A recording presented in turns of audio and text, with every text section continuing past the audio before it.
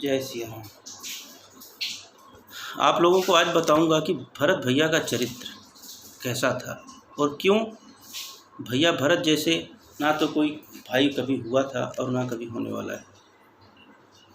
जब पिताजी महाराज दशरथ के त्रयोदश संस्कार के बाद राज्यसभा बुलाई गई, वशिष्ठ मुनि भरत को राजा बनाने की अपेक्षा जाहिर किए कि जैसा तय हुआ है कि आपको राजा बना दिया जाए, तो अब आपको राजा बनना है। कैसे समझाते हैं, सुनिए।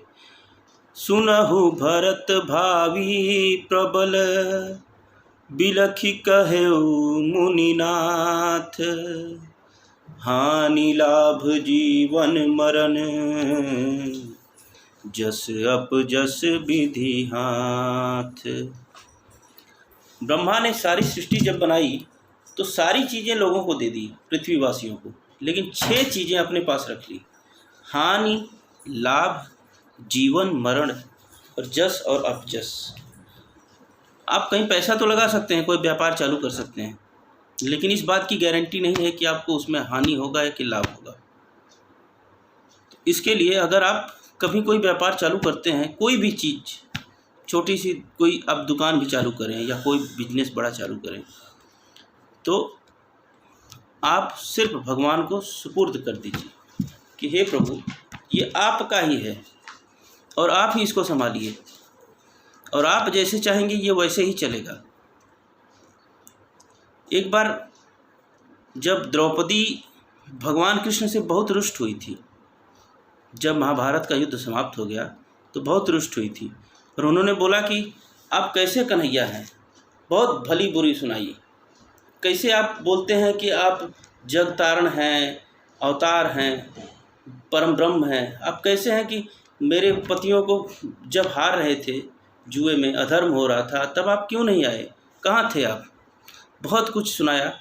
तो भगवान कृष्ण ने पूछा था उनसे, लास्ट में उनको बोल ही देना पड़ा कि हे द्रौपदी, जब तुम ये बात बोल रही हो कि आपने अधर्म होने कैसे दिया, आप धरती पे थे फिर भी अधर्म हुआ, तो अपने पतियों से एक बार पूछो कि क्या इन्होंने मुझे बुलाया था उस टाइम जब ये जुआ खेल रहे थे। एक भी बार बोला? जब दुर्योधन ने बोला था कि मेरी तरफ से पासा शकुनी मामा चलेंगे, तब इन्होंने एक बार भी बोला कि मेरी तरफ से पासा मेरा कन्हैया चलेगा? ऐसा कुछ बोला था? एक बार तो बोल के देखते, फिर मैं देखता कि कौन जीतता है कौन हारता है। लेकिन इन्होंने तो मुझे सौंपा ही नहीं। तुमने भी मुझे नहीं बुलाया। जब तुम्हारा मोह अपने पतियों से टूटा तब तुम्हें मेरी याद आई। तो इसीलिए जब कुछ भी करने जाएं, कुछ भी व्यापार, कुछ भी नया काम हो, तो सौंप दें और छोड़ दीजिए कि आप जो करेंगे, जेहि विधि होई नाथ हित मोरा, करहूँ सो बेगी दास मैं तोरा। अर्थात हे भगवान, जिस विधि से मेरा हित हो, जिसमें मेरी भलाई छुपी हो, वही आप करिए, सब आपके ऊपर छोड़ दिया है मैंने। ऐसा बोल के आप कार्य करिए, छोड़ दीजिए उनके ऊपर ही, अच्छा हो कि बुरा हो। तो वशिष्ठ मुनि ने भरत जी को ऐसे समझाया कि विधि ने ऐसा तय किया है तो आप उसको जैसा हो रहा है वैसा होने दीजिए। भरत जी बोले कि जब मैं सिर्फ राजा बनने के लिए मेरी चर्चा हुई, अभी मैं राजा बना भी नहीं, सिर्फ मेरी चर्चा हुई, तो इतना बड़ा अनर्थ हो गया कि मेरे भैया वन को चले गए, मेरे पिताजी का स्वर्गवास हो गया। तो अगर मैं राजा बन जाता हूँ तो सारी पृथ्वी ही रसातल में चली जाएगी। बहुत प्रकार से उन्होंने वशिष्ठ मुनि को समझाया। उन्होंने ये भी पूछा कि जब ये शर्त रखी गई थी कि पहला वरदान मांगा गया था कि राजा भरत को राजा बनाया जाए और दूसरा वरदान था कि राम को वनवास भेजा जाए, तो पहले पहला वरदान क्यों नहीं मांगा गया, पूरा किया गया? पहले राम को वनवास क्यों भेज दिया गया? मुझे आप पहले राजा बनाते तो मैं जैसे ही राजा बनता वैसे ही राम को रोक देता कि राम को वन नहीं जाना है। उस समय वशिष्ठ मुनि भी कुछ देर के लिए शांत हो गए थे, कोई उत्तर नहीं रह गया उनके पास। तो उन्होंने फिर बोला था कि शायद राम ही ऐसा चाहते हों, राम ने स्वयं ऐसा निर्णय लिया हो, तभी सबकी उन्होंने बुद्धि भ्रम कर दी थी, भ्रम में डाल दिया था। हे भरत, आपके पिताजी सोचने योग्य नहीं हैं। इन्होंने कुछ चौपाइयाँ ऐसी लिखी हैं इस जगह पे, मैं आपको सुनाता हूँ। अस विचार के ही देय दोषु, व्यर्थ काहि पर कीजिय रोसु। तात विचारु करहु मन माही, सोच जोग दशरथ नृप नाही। ऐसा विचार करके कि किसे दोष दिया जाए और व्यर्थ किस पर क्रोध किया जाए, ये तात मन में विचार करो। राजा दशरथ सोचने के योग्य नहीं है। सोची अभिप्र जो वेद विहीना, तजी निज धर्म विषय लय लीना। सोचिय नृपति जो नीति न जाना, जेहि न प्रजा प्रिय प्राण समाना। सोच उस ब्राह्मण का करना चाहिए जो वेद नहीं जानता हो और अपना धर्म छोड़कर विषय भोगों में ही लीन रहता हो। उस राजा का सोच करना चाहिए जो नीति न जानता हो, जिसकी प्रजा प्राणों के समान प्यारी ना हो। सोचिय बयसु कृपन धनवानु, जो न अतिथि शिव भगति सुजानु। सोचिय शूद्र विप्रवमानी, मुखर मान प्रिय ज्ञान गुमानी। अर्थात उस वैश्य का सोच करना चाहिए जो धनवान होकर भी कंजूस हो और जो अतिथि सत्कार तथा शिव जी की भक्ति करने में कुशल नहीं है। उस शूद्र का सोच करना चाहिए जो ब्राह्मणों का अपमान करने वाला हो, बहुत बोलने वाला हो, मान बड़ाई चाहने वाला और ज्ञान का घमंड रखने वाला हो। ऐसा बहुत होता है आजकल कि थोड़े से ज्ञान पाकर लोग अपमान करते हैं। ये गलत है, ऐसा नहीं करना चाहिए। ये रामचरितमानस में भी लिखा हुआ है। सोचिय पुनिपति वंचक नारी, कुटिल कलह प्रिय इच्छाचारी। सोचिय बटु निज बत्रु परिहाय हरई, जो नहीं गुर आयुष अनुसरई। पुनः उस स्त्री का सोच करना चाहिए जो पति को छलने वाली हो, कुटिल हो, कलह प्रिय हो, स्वेच्छाचारिणी हो, अपने मन से रहती हो। उस ब्रह्मचारी का सोच करना चाहिए जो अपने ब्रह्मचर्य व्रत को छोड़ देता है और गुरु की आज्ञा के अनुसार नहीं चलता हो। सोचिय गृह सो मोह बस, करई कर्म पथ त्याग। सोचिय जति प्रपंच रत, विगत विवेक विराग। उस गृहस्थ का सोच करना चाहिए जो मोहवश कर्म मार्ग का त्याग कर देता है। उस सन्यासी का सोच करना चाहिए जो दुनिया के प्रपंचों में फंसा हुआ है और ज्ञान वैराग्य से हीन है।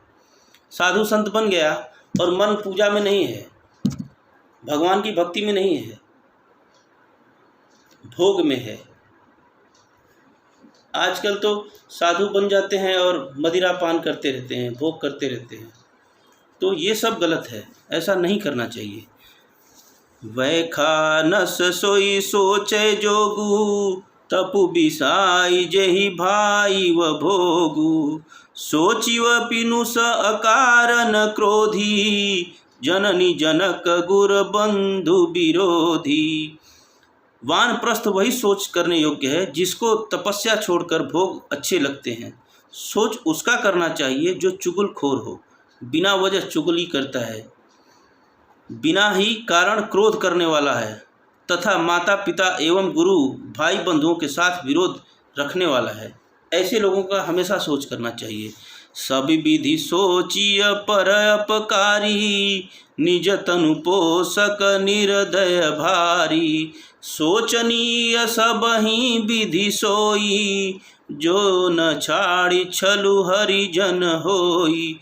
सब प्रकार से उसका सोच करना चाहिए जो दूसरों को अनिष्ट करता है, अपने ही शरीर का पोषण करता है और बड़ा भारी निर्दयी है, और वह तो सभी प्रकार से सोच करने योग्य है जो छल छोड़कर हरि का भक्ति नहीं करता है। इस प्रकार से 12 सोच बताया है वशिष्ठ मुनि ने भरत भैया को।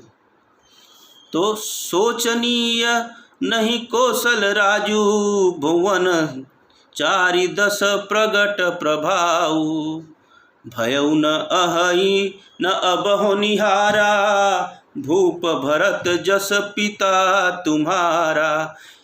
कौशल राज दशरथ जी सोच करने योग्य नहीं है, जिनका प्रभाव 14 लोकों में प्रकट है। हे भरत, तुम्हारे पिता जैसा राजा तो न हुआ है और न ही अब होने वाला है। आपको बताना चाहूँगा कि जैसे ही देखिए 3 ऋण होते हैं, एक होता है पितृ ऋण, एक होता है देव ऋण, एक होता है ऋषि ऋण। जो देव ऋण होता है वो होता है आप देवताओं की पूजा करके, यज्ञ करके, साधना करके आप वो ऋण उतारते हैं। दूसरा ऋण होता है ऋषि ऋण।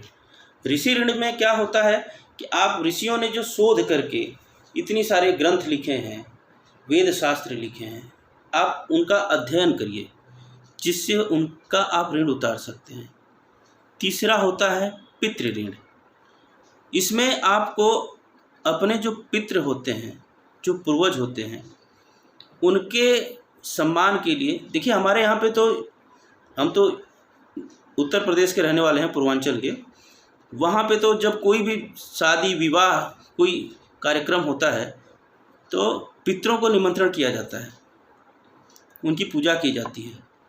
और ऐसा लिखा गया है कि रामचरितमानस में भी ऐसा लिखा गया है कि जो हमारे पूर्वज होते हैं, हम जैसा कर्म करते हैं, अच्छा कर्म करते हैं तो देवता उनको सम्मान देते हैं। तो राजा दशरथ को इतना सम्मान देते थे देवता कि इंद्र अपना आधा सिंहासन खाली कर देते थे दशरथ को बिठाने के लिए। यहाँ तक कि देवता इंद्र आदि सब राजा दशरथ से सहायता मांगने आते थे। आप जैसा सत्कर्म करते हैं, दान पुण्य करते हैं, पूजा पाठ करते हैं, उस समय जैसे ही आप सत्कर्म करते हैं वैसे ही देवता आपके पूर्वजों का सम्मान करते हैं, उनको अच्छे वस्त्र प्रदान करते हैं। और जब आप गलत काम करते हैं उसका असर आपके पूर्वजों पे, आपके पितरों पे ऐसा पड़ता है कि कोड़ों से मारा जाता है उनको। आप जैसा कर्म करेंगे आप तो भोगेंगे ही, आपके पितृ, आपके पूर्वज भी स्वर्गलोक में उस वैसा ही उनको सजा मिलती है। तो जो भी करें अच्छा कर्म करें।